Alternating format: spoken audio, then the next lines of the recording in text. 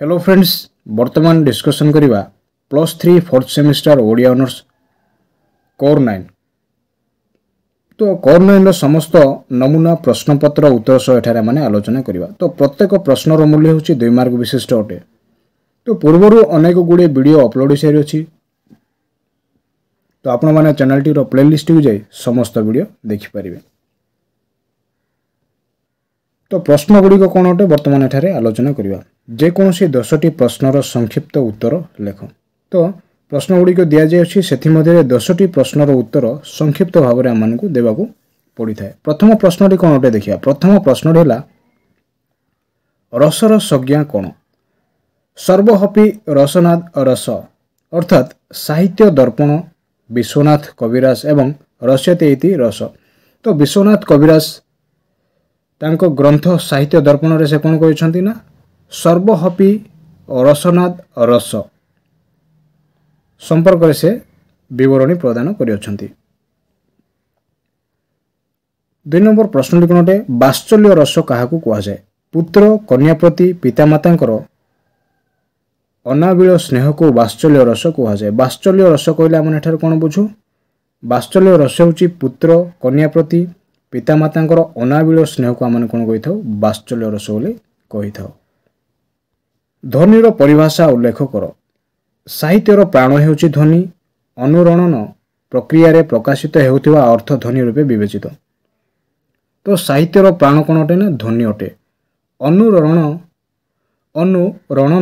प्रक्रिया रे प्रकाशित हेउथिबा अर्थ ध्वनि रूप रे विवेचित होइथाय। गोटिए शब्द रे साधारण स्वीकृति अर्थ को अवलंबन करी एक विचित्र और चमत्कारपूर्ण अर्थर प्रकरण को ध्वनि कुआ जाय। तो ध्वनि कहला माने एठार कोन बुझू ना गोटिए शब्द रे साधारण स्वीकृति अर्थ को अवलंबन करी जो विचित्र और चमत्कारपूर्ण अर्थ गुडी को प्रकाश करा जाय थाय ताको आमन कोन कहिथाउ ध्वनि बोली कहिथाउ।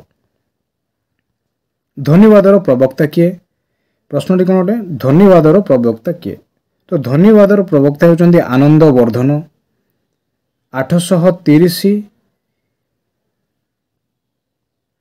830 ख्रीष्टाब्द ठू 890 ख्रीष्टाब्द मध्य से ध्वनालोक नामक अलंकार ग्रंथ रचना करी ध्वनि को साहित्यर प्राण बोली दर्शाइथिले किए ना आनंद वर्धन। क्यों ख्रीष्टाब्द रे 830 ठारू 890 ख्रीष्टाब्द मध्य रे। परवर्ती प्रश्न हेला रीति शब्दर व्युत्पत्ति निर्णय कर।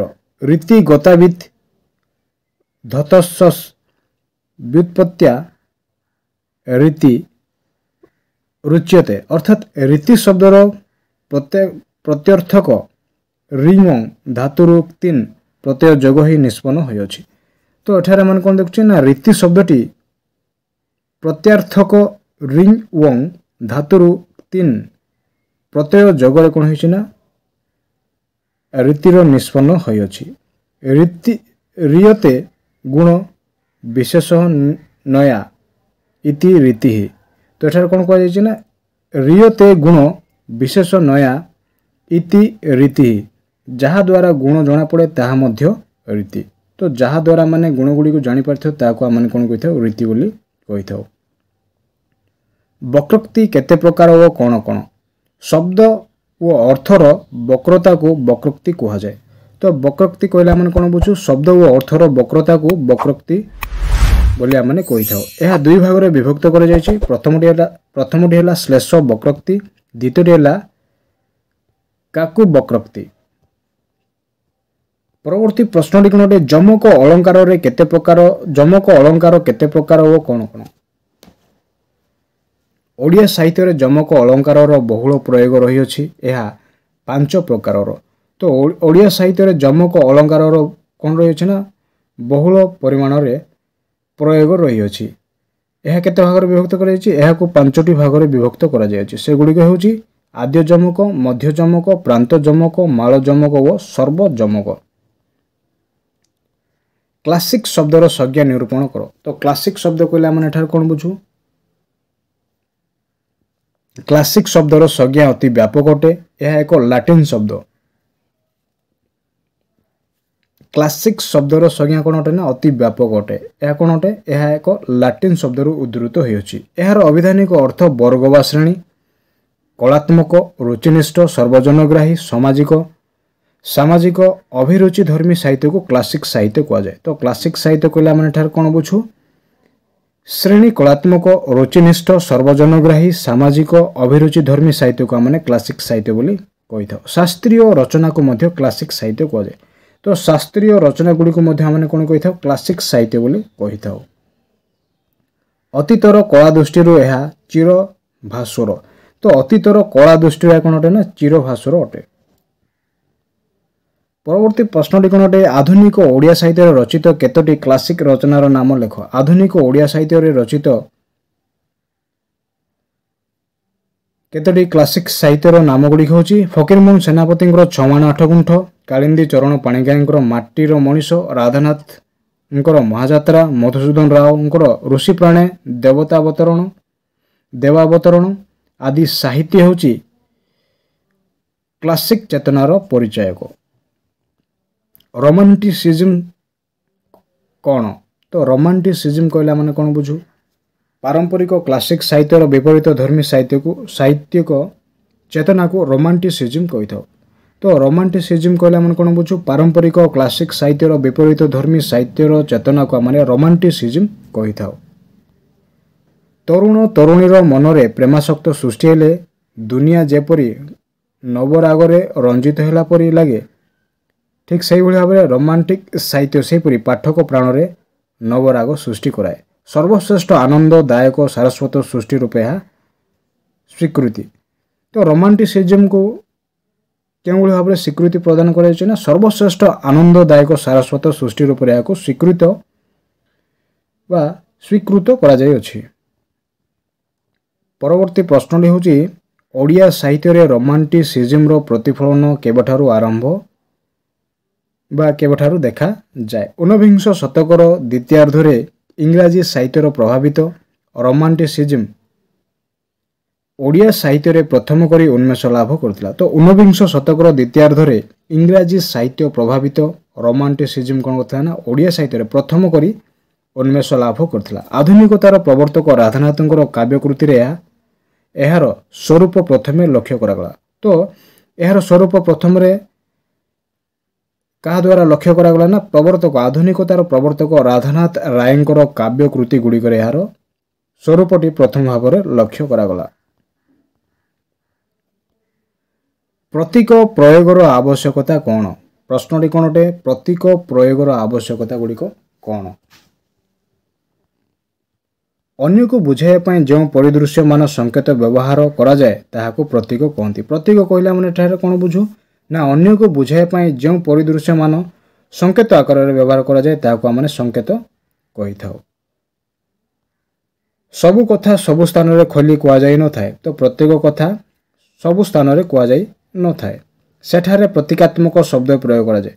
तो किछि किछि स्थान रे प्रतीकर शब्द आमने व्यवहार करिया को आंब मानक व्यवहार करिया को पड़ी थाए। यह सामान्य चिन्ह केवल नुहे, पाठकर चिंता जागरूक व भाव दीपक पाई प्रतीक व्यवहार कर जाए। तो यह केवल सामान्य चिन्ह रूप में नुहे, पाठकों चिंता जागरूक व भाव दीपक पाई प्रतीक कौन कर व्यवहार कर संक्षेप कहले मनीष अवचेतना मनर रूप प्रकाश पाई लोड़ा हुए प्रतीक। तो विशेष रूप से प्रतीक क्यों विषय पर आवश्यक पड़ी था ना? संक्षेप कहवा गले मनीष अवचेतन मनर रूप प्रकाश करने प्रतीकर आवश्यकता पड़ी था।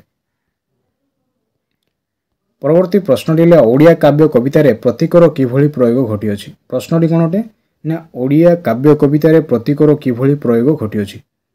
प्राचीन ओडिया काव्य कवितार आरंभ करी आधुनिक कविता पर्यंत सर्वत्र प्रतीक प्रयोग दक्षता लक्ष्य करा जिवो। तो एठारे आम कौन देखुचे ना? प्राचीन ओडिया काव्य कवितार आरंभ करी आधुनिक कविता पर्यंत सर्वत्र प्रत्येक जगह कौन है प्रतीकर प्रयोग देखा मैंने पाई था। प्राचीन चर्या गीतिकार कान्हुपा लोईपा आदि गीतिकार माने प्रतीक व्यवहार कर। तो प्राचीन चर्या गीतिकार कान्हुपा लोईपा आदि गीतिकार माने प्रतीक व्यवहार करवा आमने देखा पाई था। ऊंचा ऊंचा ପାବତ ତହିଁ ବସଇ ସବରି ବାଳି। ଏହା ହେଉଛି ଚର୍ଯ୍ୟା ଗୀତିକାଟିରେ ତରୁ, ଅବିଦ୍ୟା, କୁଞ୍ଚନ, ଗୁହ୍ୟମନ୍ତ୍ର, ଗୁଞ୍ଜମାଳି ଭଳି ପ୍ରତୀକ ବ୍ୟବହାର ରହିଅଛି। ସେହିପରି ବୈକୁଣ୍ଠନାଥ ପଟ୍ଟନାୟକଙ୍କର ପାନ୍ଥଶାଳା କବିତାଟି ପ୍ରତୀକ ଭାବରେ ପରିକଳ୍ପିତ ହୋଇଅଛି। ତ ଚର୍ଯ୍ୟାକାରମାନଙ୍କ ବ୍ୟତୀତ ବୈକୁଣ୍ଠନାଥ ପଟ୍ଟନାୟକଙ୍କର ପାନ୍ଥଶାଳା କବିତାଟି କ'ଣ ହୋଇଛି ନା ବିଶେଷ ରୂପରେ ପ୍ରତୀକର ବ୍ୟବହାର ଦେଖିବାକୁ ମାନେ ପାଇଥାଉ।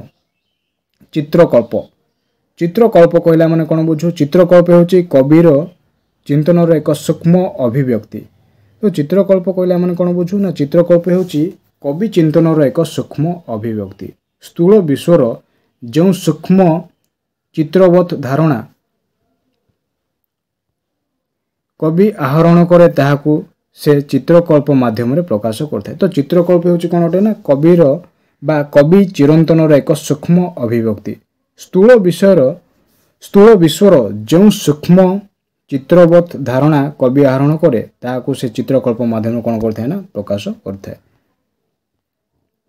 ପରବର୍ତ୍ତୀ ପ୍ରଶ୍ନଟି କ'ଣ ଅଟେ? ଇଂରାଜୀ ସାହିତ୍ୟରେ ଚିତ୍ରକଳ୍ପର ପ୍ରମୁଖ ପ୍ରବର୍ତ୍ତକ କିଏ? ଇଂରାଜୀ ସାହିତ୍ୟରେ ଚିତ୍ରକଳ୍ପର ପ୍ରମୁଖ ପ୍ରବର୍ତ୍ତକ କିଏ ଅଟନ୍ତି? ଚିତ୍ରକଳ୍ପର ପ୍ରମୁଖ ପ୍ରବର୍ତ୍ତକ ହେଉଛନ୍ତି ଏଜରା ପାଉଣ୍ଡ। ତ ଏଜରା ପାଉଣ୍ଡ କିଏ ଅଟନ୍ତି? ଏଜରା ପାଉଣ୍ଡ ହେଉଛନ୍ତି ଚିତ୍ରକଳ୍ପର ପ୍ରମୁଖ ପ୍ରବର୍ତ୍ତକ। ସେ ଚିତ୍ରକଳ୍ପର ଧାରାକୁ ନିର୍ଦ୍ଦେଶିତ କରି କହିଥିଲେ, ଉଦାହରଣ ସ୍ୱରୂପ କବିତାର ବିଷୟ ପ୍ରତ୍ୟକ୍ଷ ହେବା ଆବଶ୍ୟକ, ଉପଯୁକ୍ତ ଶବ୍ଦ କବିତାରେ ପ୍ରୟୋଗ କରାଯିବ ଓ କବିତାରୁ ସଙ୍ଗୀତର ତାଳ ଲୟ ଲୋପ କରାଯିବ। ତ ଏ ବିଷୟ କିଏ କହିଥିଲେ? ନା ଏ ବିଷୟ ହେଉଛନ୍ତି ଚିତ୍ରକଳ୍ପର ପ୍ରମୁଖ ପ୍ରବର୍ତ୍ତକ ଏଜରା ପାଉଣ୍ଡ ମତ ପୋଷଣ କରୁଥିଲେ।